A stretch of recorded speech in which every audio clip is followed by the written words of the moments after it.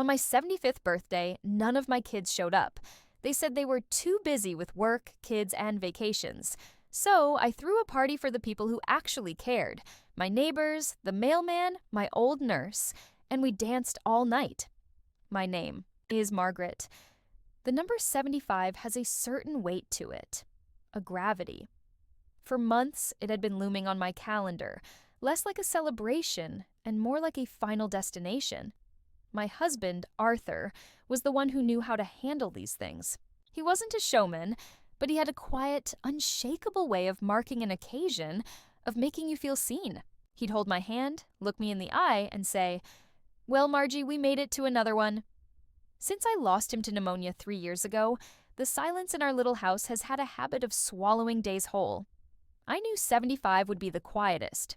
Yet, still, a small, stubborn part of me held out hope. I have 3 children: Helen, Mark, and Chloe. I raised them in this house, watched them grow from noisy toddlers into busy, important adults with lives of their own. I didn't expect a parade, but I suppose I expected a presence. A cake on the kitchen table that I hadn't bought myself. The sound of their voices filling the rooms, even for an afternoon. The calls, when they came, were like predictable dominoes, each one tipping into the next, a neat and tidy collapse of my expectations. Helen, my eldest, was first. She's a surgeon, and her voice always carries the weight of her profession. "Mom, I'm calling with some bad news about your birthday," she said, her tone already clinical. "I've been asked to scrub in on a craniotomy Saturday. It's a marathon procedure, and I can't possibly back out. The patient is a young mother. You understand." Of course I understood. How could I not? My quiet milestone was nothing against the life of a young mother. Her work was a matter of life and death. My birthday was just a day. To even feel disappointed felt selfish. "Don't. You give it a second thought, dear," I said, my voice steady. "Your work is the most important thing. Just say a prayer for that woman for me." Next was Mark, my son the entrepreneur, always chasing the next big thing in the tech world. He spoke in a language of buzzwords and limitless potential that I only half understood. "Mom, happy early birthday," he said, his voice crackling with an almost manic energy. "So, you're not going to believe the opportunity that just fell into my lap. A weekend networking retreat in the mountains. Every heavy hitter in the venture capital world is going to be there. This could be the weekend that launches my company into the stratosphere. The timing is terrible, I know, but this is a once-in-a-lifetime shot." I could picture him, pacing his minimalist apartment, already seeing a future that didn't have time for a past. "It sounds very exciting, Mark," I said.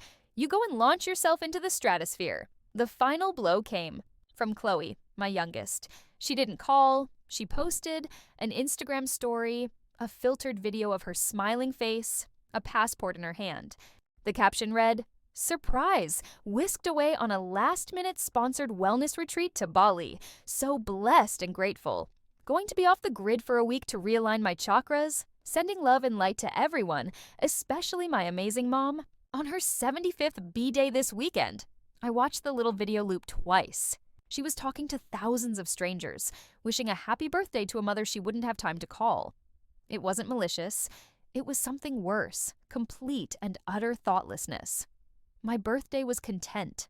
A footnote in the caption of her fabulous life. So, on the morning of my 75th birthday, I woke up to a profound and deafening silence. There were no balloons. There was no cake. There were only the 4 walls of the house Arthur and I had shared, walls that now felt like they were closing in. I made a pot of coffee and sat at the kitchen table, feeling the full weight of the number 75. It felt like the number of people who had forgotten me. I decided to go for a walk, an attempt to escape the suffocating quiet. I stopped at the small coffee shop on the corner where I get a latte every morning. The young man behind the counter, Ben, a university student with kind eyes and paint-splattered fingernails, smiled when he saw me. "The usual, Margaret?" he asked. I nodded. When he handed me the cup, I saw he had drawn a little heart in the foam. And on the side of the cup, in black marker, he'd written, "Happy 75th. I stared at it, speechless. "You remembered," I whispered. "Of course. he said, blushing slightly. You mentioned it last week. Happy birthday. He then pushed a blueberry muffin in a paper bag across the counter. This one's on the house. I walked home clutching the coffee cup like a lifeline. On my porch, I found a neatly wrapped book. It was from Mr. Harrison, the widower from across the street. We only ever spoke when we were both out getting our mail, but he must have seen the date on a piece of my junk mail once. The book was a collection of poetry by Mary Oliver. There was a simple note tucked inside. Margaret, thought you might enjoy this. Many happy returns. George Harrison. I went inside and sat down, the warm cup in one hand, the book in the other. And I didn't feel lonely anymore. I felt seen. Not by the children I had raised, but by a kind boy who makes my coffee and a quiet neighbor I barely knew. A new feeling began to bubble up inside me, pushing aside the sadness. It was a quiet, firm resolve. My children were busy. Their worlds were large and loud and important. My world had become small and quiet, but small did not have to mean empty. I picked up the phone. My address book was full of the names of my children's friends, distant relatives, people I no longer spoke to. I flipped past all of them until I found the number for Patty, the wonderful, no-nonsense nurse who had helped me recover from a nasty fall the previous winter. She had a laugh that could shake a room. Patty, I said when she answered, it's Margaret. I was wondering what you were doing for dinner tonight. Next, I put on my shoes and walked across the street. I knocked on George Harrison's door. George, I said, holding up the book. Thank you for this. As it happens, I have a bottle of wine that needs drinking tonight, and I hate to drink alone. Would you be interested in joining me? My last stop was the coffee shop. Walked back and found Ben wiping down the counter. Ben, I said, I know you're a young man with a busy social life, but if you're not doing anything tonight, I'm having a few people over for a simple birthday dinner. I'd be honored if you would come. I went home and surveyed my kitchen. I wasn't planning a wild party. I was planning a rescue mission. I was rescuing my birthday from the silence. I took out my best dishes, the ones I was always saving for a special occasion. It occurred to me that I had been waiting for my children to make an occasion special for me. I now realized I could just declare it myself. Tonight, with a nurse, a neighbor, and a barista, would be the most special occasion I'd had in years.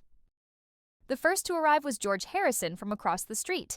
He stood on my porch looking formal and a little nervous, holding a bottle of Merlot as if it were a diplomatic offering. I hope this is all right, Margaret, he said. I'm a bit out of practice with evenings. It's perfect, George, I assured him, and his shoulders relaxed. And so am I. Patty, my former nurse, blew in next, a gust of cheerful energy in a floral print dress. She thrust a still warm apple pie into my hands.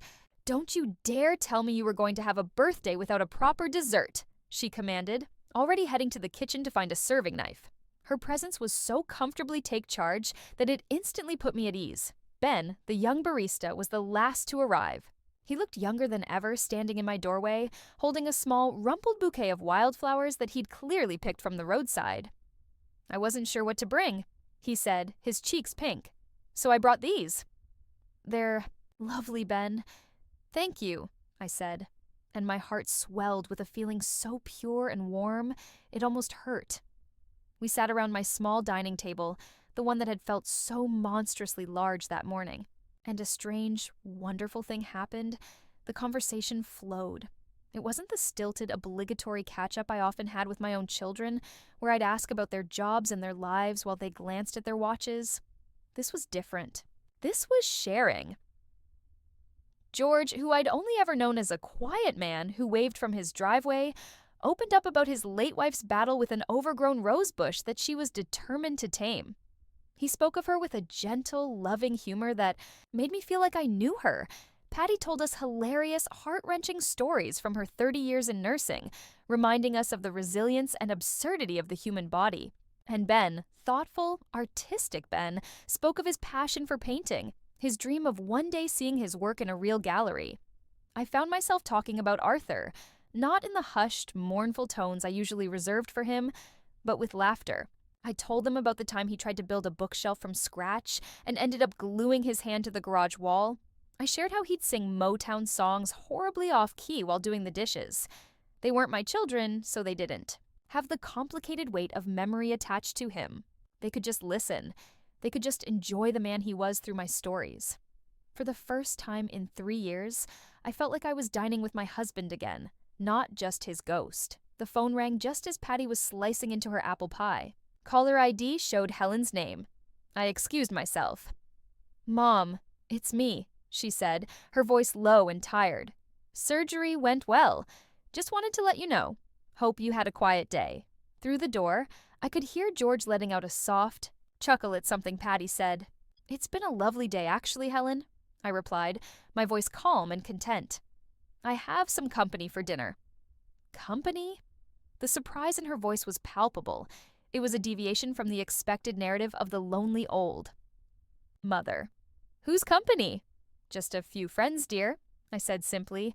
"It's been wonderful. I'm so glad your patient is doing well. I'll let you get some rest." I ended the call, feeling a peaceful sense of detachment. Later, as Ben was helping me clear the plates, Mark called from his networking retreat. The sound of schmaltzy lounge music filtered through his phone. "Mom, how was the big day? Did you treat yourself to anything fun?" "I did, Mark," I said, watching as George and Patty debated the merits of vanilla ice cream versus heavy cream on apple pie. "I cooked dinner for friends." "Oh yeah? Who'd you have over?" he asked, his curiosity piqued.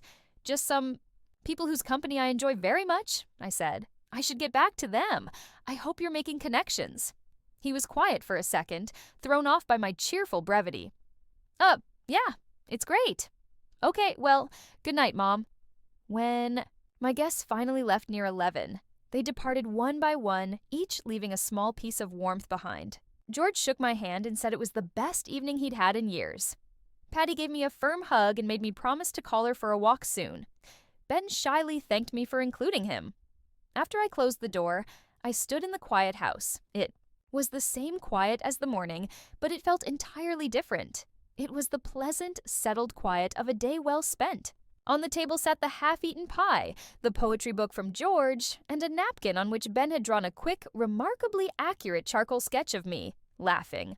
I gathered these items, my party favors. These were the relics of my 75th birthday. Not a text message from an airport, not a distracted phone call from an office, but a book, a pie, and a drawing. Tangible proof of a beautiful, unexpected evening. The next day, my children's confusion materialized in our family group chat. "Helen, did Mom mention who she had over last night? She was very vague." "Mark, she was weird on the phone with me, too. Just said friends. Do we know who they are?" "Chloe, maybe that nice lady from her church? Hope she had fun, but also hope she's being safe." I read their digital whispering, their attempts to solve the puzzle of my happiness. They couldn't conceive of a life for me that didn't revolve around them. My joy, independent of them, was an anomaly they needed to explain. I thought about what to write back. I could have listed my guests, validating their need for information. I could have been sarcastic, but I felt no anger. I felt no need for revenge. I just felt a calm, quiet truth. I typed, "I had a wonderful evening with my friends. People who were here to celebrate with me. It was a perfect birthday. I hope you all enjoyed your time away." I sent the message and put my phone away. I made my morning coffee, took it into the garden, and opened the book of poems from George. Chabnek, sun was warm on my face. My children would continue to be busy. They would continue to live their loud, important lives. I would continue to love them. But my world, I realized, was no longer a quiet waiting room, anticipating their visits. It was my own. It was full of potential for small joys, for new friendships, for quiet, perfect evenings.